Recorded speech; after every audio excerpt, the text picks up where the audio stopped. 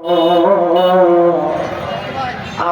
দিন কি এমনি যাবে বইয়া,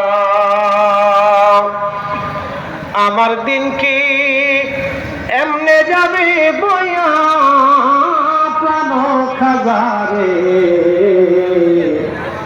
আমার দিন কি এমনে যাবে বইয়া।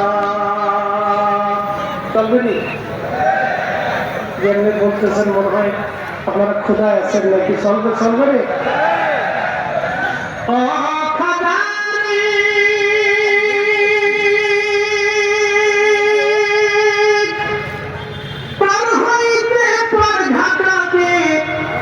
ঘাটে দেখি যাইয়া রে দয়াল, ঘাটে দেখি যাইয়া কত আশিক জনে পার হইতেছে দয়াল, আশিক জনে পার হইতেছে প্রেমের শাড়ি গাইয়া প্রাণ খাজারে আমার দিন কি এমনে যাবে বইয়া,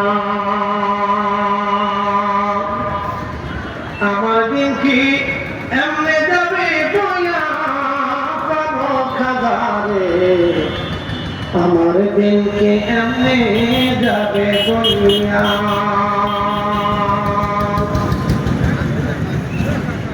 শেষ ছোট্ট একটা কথা শুনে, বর্তমান মাদ্রাসা পিছনে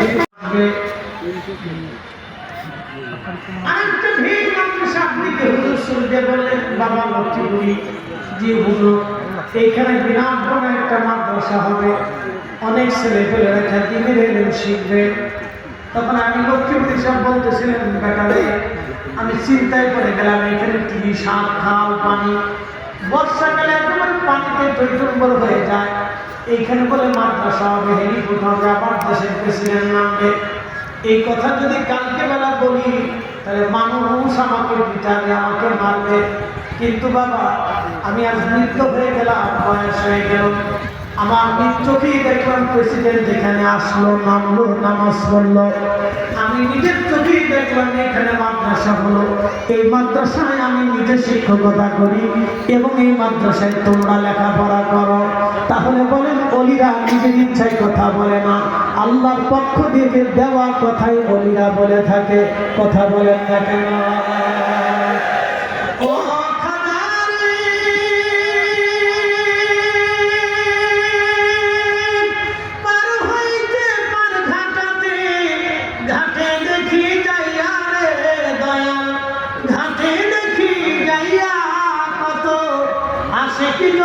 পার হইতেছে প্রেমের শাড়ি গাইয়া দয়াল খাজারে আমার দিন কি এমনে যাবে বইয়া।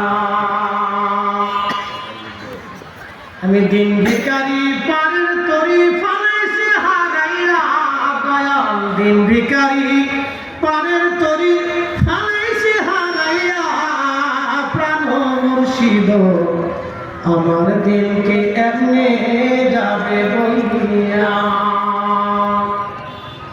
কথা বাড়াবো না, আচ্ছা কথা বাড়াবো না, খুব মনোযোগ দেন, কথা বাড়াবো না, কথা শেষ, মাহফিল শেষ, মোনাজাত হবে। প্রধান অতিথি মহোদয় বসে আছেন, উনি দোয়া করবেন।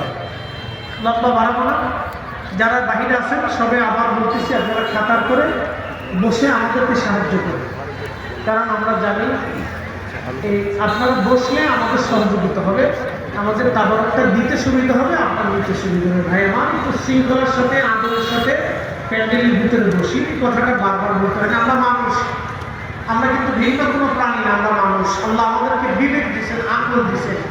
যদি আকল দিয়ে আপনি কাজ না করেন তাহলে আপনি আর মানুষ রাখলেন না, আপনি অন্য প্রাণী হয়ে গেলেন।